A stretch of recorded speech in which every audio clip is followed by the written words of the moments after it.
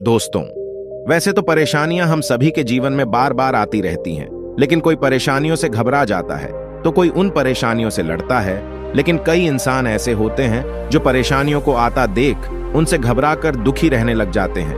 कभी कभी तो ऐसा भी होता है कि वह परेशानियों से तंग आकर अपनी जान भी दे देते हैं। चलिए दोस्तों, जानते हैं इन परेशानियों से कैसे लड़ा जाए भगवान बुद्ध की इस कहानी से। दोस्तों, एक समय की बात है, भगवान बुद्ध किसी नगर में प्रवचन दे रहे थे। वह कह रहे थे कि परेशानियां तो सबके जीवन में आती है, पर उनसे लड़ना सीखो, परेशानियों से कभी घबराना नहीं है। तभी एक शिष्य खड़ा होता है और भगवान बुद्ध से कहता है कि प्रभु, आप परेशानियां तो सबके जीवन में आती हैं, कृपया हमें कोई ऐसा समाधान बताइए जिसके द्वारा हम इन परेशानियों से लड़ सके। तब भगवान बुद्ध कहते हैं, बहुत समय पहले की बात है, किसी गांव में एक युवक रहता था।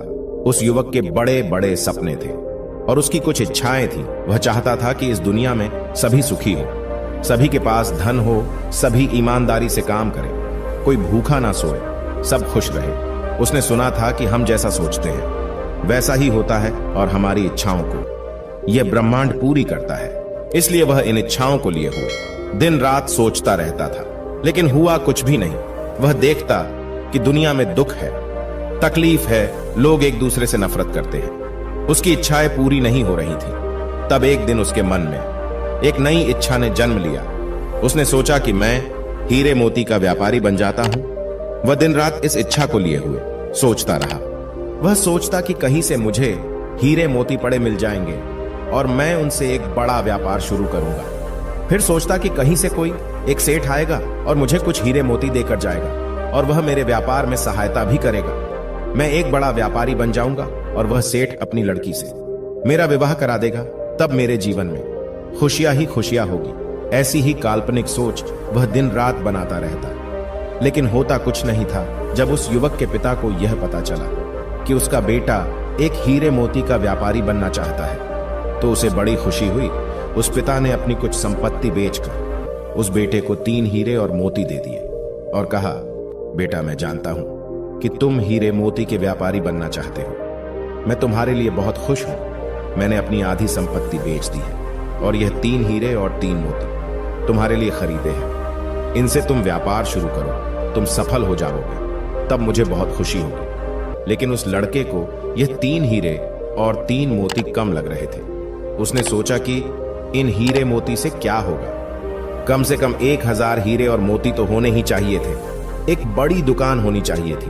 कुछ लोग मेरे नीचे काम करने वाले भी चाहिए था। जब यही बात उसने अपने पिता को बताई तो पिता ने कहा, बेटा, शुरुआत पहले कदम से ही होती है। हम कभी भी एक समय पर 1000 कदम नहीं चल सकते। पहला कदम, फिर उसके बाद दूसरा कदम और फिर तीसरा कदम, ऐसे ही बढ़ते जाते हैं और रास्ता तय कर मंजिल पर पहुंचते हैं। तुम इनसे व्यापार तो शुरू करो, बाकी सब अपने आप हो जाएगा। उस युवक ने व्यापार आरंभ किया और सोचने लगा कि मैं 1 माह में ही ऐसा व्यापार करूंगा कि बड़े बड़े व्यापारियों में मेरा नाम शामिल हो जाएगा और एक बड़े व्यापारी की लड़की से मैं शादी कर लूंगा। तब मेरे जैसा व्यापारी यहां कोई नहीं होगा। लेकिन ऐसा कुछ हुआ नहीं। 1 महीने में भी किसी ने उसकी उन 3 हीरे और मोतियों में से कुछ नहीं खरीदा। वह निराश हो गया। उसे लगा कि अब कुछ नहीं हो सकता, वह बड़ा व्यापारी नहीं बन सकता। अपने पुत्र को निराश होता देख उस पिता ने अपने पुत्र से कहा, निराश होने की आवश्यकता नहीं, हमें पहले बाजार को समझना होता है। जब हम परिस्थितियों को समझ जाते हैं तभी हम बाजार में कुछ बेच सकते हैं। तुम यह पता करो कि बाजार में किस प्रकार के हीरे मोती की मांग है। इन 3 हीरे मोती को बेचकर उन्हें खरीदो। पुत्र ने कहा, पिताजी, मैंने यह पता किया था, लेकिन इन 3 हीरे मोती को बेचकर भी मैं उन हीरे मोती को नहीं खरीद सकता। उसके लिए अधिक धन चाहिए। पिता ने बची हुई संपत्ति भी बेच दी और अपने पुत्र को धन इकट्ठा करके दिया और कहा, पुत्र, अब बस हमारे पास रहने लायक ही जमीन बची है। यह धन ले लो और कुछ अच्छे हीरे मोती खरीद लो। अब यह तुम पर निर्भर करता है कि हमारे हालात आगे अच्छे होंगे या बुरे। पूरी मेहनत करना, कोई कसर मत छोड़ना। पुत्र ने उन 3 हीरे मोती को बेचकर और उस धन से जो पिता ने दिया था 2 हीरे और 2 मोती खरीदे।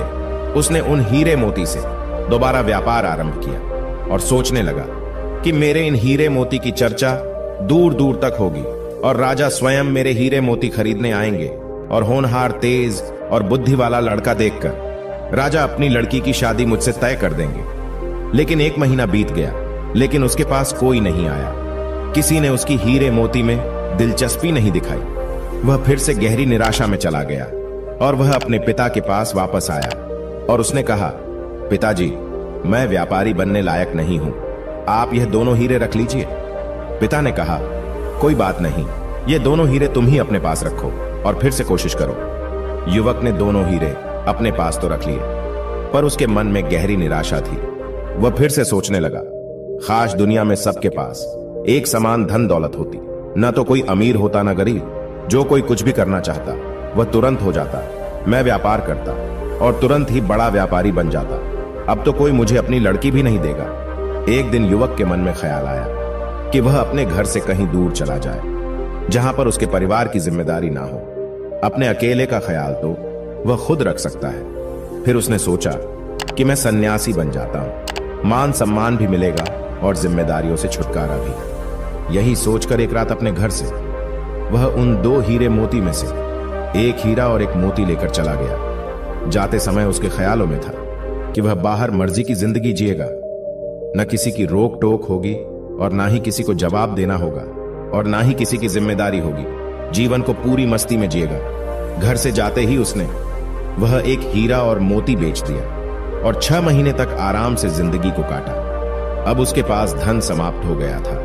उसके पास खाने के लिए भी पैसे नहीं थे और भूख किसी से बर्दाश्त नहीं होती। एक रात वह भूख भूख चिल्लाता हुआ, इस आस में कि कोई उसे भोजन के लिए पूछ लेगा, एक रास्ते पर दौड़ता जा रहा था।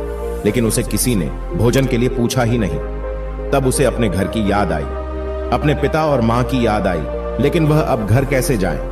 घर जाने की भी पैसे नहीं थे और न ही घर जाने की हिम्मत शरीर में बची थी। वह एक पेड़ के नीचे बैठा रो रहा था। तभी उसने एक आवाज सुनी। उसने आवाज का पीछा किया और देखा कि एक भिक्षु नदी के किनारे पर बैठकर जोर से चिल्ला रहा था, जो तुम चाहते हो वही तुम पाते हो, जो तुम चाहते हो वही तुम्हें मिल जाता है। बार बार वह यही बात दोहरा रहा था। युवक उस भिक्षु के पास गया और कहा, जिसे जो चाहिए वह मिल जाता है? भिक्षु ने कहा, हाँ बिल्कुल, जिसे जो चाहिए वह मिल जाता है, जो तुम चाहते हो वही पाते हो। युवक ने कहा, ऐसा कुछ भी नहीं है। मैंने अपनी जिंदगी में क्या कुछ नहीं चाहा, मगर मिला कुछ भी नहीं। भिक्षु ने कहा, तुमने अपनी जिंदगी में सपने देखे और तुम्हें सपने ही तो मिले हैं। सपनों की हकीकत नहीं जानते। आंखें खुलते ही सपने टूट जाते हैं और कुछ नहीं बचता।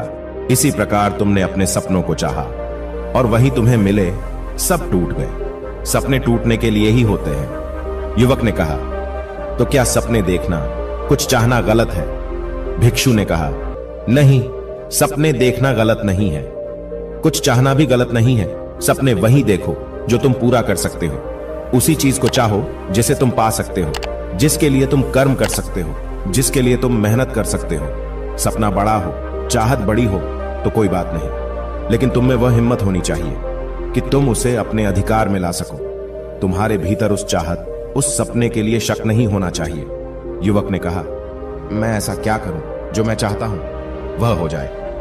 भिक्षु ने कहा, यथार्थ में ज्यो काल्पनिक सपनों की दुनिया से बाहर आ जाओ, अपनी सामर्थ्य को पहचानो। तुम मुझे बताओ, तुम क्या चाहते हो? युवक ने कहा, मैं हीरे मोती का एक बड़ा व्यापारी बनना चाहता हूं। भिक्षु ने कहा, बस इतनी सी ही बात, यह काम तो बहुत ही आसान है और तुम बहुत आसानी से कर सकते हो। युवक ने कहा, आसानी से? पर कैसे? मैं तो यह करके देख चुका हूं, हर बार असफल हुआ हूं। भिक्षु ने कहा, मैं तुम्हें एक हीरा और एक मोती देता हूं, इससे व्यापार आरंभ करो, सफलता अवश्य मिलेगी। अपना हाथ आगे करो। युवक ने अपना हाथ आगे कर दिया। भिक्षु ने उस युवक के हाथ पर कुछ रेत उठाकर रख दी और कहा, यह लो पहला हीरा। युवक ने कहा, कहां है हीरा? यह तो रेत है, आप मुझे पागल बना रहे हैं। भिक्षु ने कहा, यह रेत नहीं है, यह समय है और समय किसी के लिए नहीं रुकता। जैसे ही तुम अपना हाथ सीधा करते हो, यह नीचे गिर जाता है। समय ही वह हीरा है जिसका उपयोग करके तुम कुछ भी कर सकते हो। अनगिनत हीरे तुम बना सकते हो। समय जैसे हीरे को बर्बाद मत करना, इसका भरपूर उपयोग करना। जिसने इस हीरे का इस्तेमाल अपनी जिंदगी में नहीं किया वह धूल में मिल गया। युवक ने कहा, मैंने अपने व्यापार में समय का ही उपयोग किया था, मगर मुझे कुछ नहीं मिला। हमेशा समय का उपयोग करने से कुछ नहीं मिलता। भिक्षु ने कहा, इसके लिए मैं तुम्हें एक मोती देता हूं। और भिक्षु ने उस युवक के हाथ पर एक कंकड़ रख दिया और कहा, यह वह मोती ही है जिसका उपयोग करके तुम अपने बुरे से बुरे समय में भी अपने सपने, अपनी चाहत को पूरा कर सकते हो। युवक ने कहा, और यह क्या है? भिक्षु ने कहा, यह मोती धैर्य है, संयम है। अगर तुम समय रूपी हीरे से लाभ नहीं कमा पा रहे हो तो तुम्हें मोती रूपी धैर्य का प्रयोग करना चाहिए। जब मानव समय और धैर्य का भरपूर उपयोग करता है तब वह जो चाहता है वह पा सकता है। तुम एक बड़े व्यापारी भी बन सकते हो। इनका एक बार उपयोग करके देख लो। मैं तुम्हें विश्वास दिलाता हूं, अवश्य ही जो तुम चाहते हो वही तुम्हें मिलेगा। युवक को बहुत भूख लग रही थी। भिक्षु ने अपनी झोली से कुछ भोजन उस युवक को खाने के लिए दिया, कुछ धन दिया और कहा, यह मेरे किसी काम का नहीं, तुम्हारे काम का है, तुम इसका इस्तेमाल कर सकते हो। युवक उस धन के सहारे अपने घर वापस लौटा और उसने अपने माता पिता से माफी मांगी। पिता ने अभी तक एक हीरा और मोती संभाल कर रखा था। युवक ने पिता से वह हीरा और मोती मांगा और फिर से व्यापार आरंभ किया। एक छोटा व्यापारी बनने में भी उसे 3 साल लग गए, लेकिन इस बार उसने समय के साथ धैर्य का इस्तेमाल किया।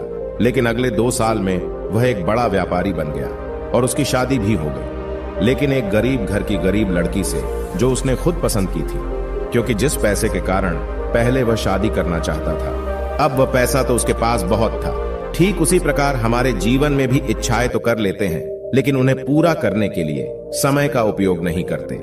यह हमारी इच्छाएं कुछ ऐसी होती है जो हमारे अधिकार क्षेत्र से बहुत बार की होता है। उन्हें अपने अधिकार क्षेत्र में लाना आसान नहीं होता, लेकिन नामुमकिन भी नहीं होता। जैसे अभी कोई कहे कि इस दुनिया के सभी लोग ईमानदार हो जाए, सुखी हो जाए, तो क्या ऐसा हो सकता है? बिल्कुल भी नहीं होगा।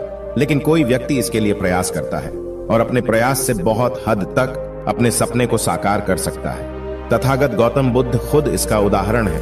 पूरी दुनिया सुख से रहे, यही उनका प्रयास था, और जो भी उनकी शरण में आया उसके दुख हमेशा के लिए समाप्त हो गए। इस दुनिया के बहुत बड़े हिस्से पर उनका प्रभाव है, और वह इसलिए है क्योंकि उन्होंने अपने समय का भरपूर उपयोग किया और हमेशा धैर्य बनाए रखा। लेकिन हम तो कुछ सोचते हैं, उसके लिए प्रयास करते हैं, फिर हमें लगता है कि यह हमसे नहीं होने वाला है और तुरंत ही उसे छोड़ देते हैं। तो फिर हमें लगता है कि हम अपने जीवन में कुछ नहीं कर सकते, लेकिन ऐसा नहीं है। जो आप चाहते हैं वह आपको अवश्य मिलता है।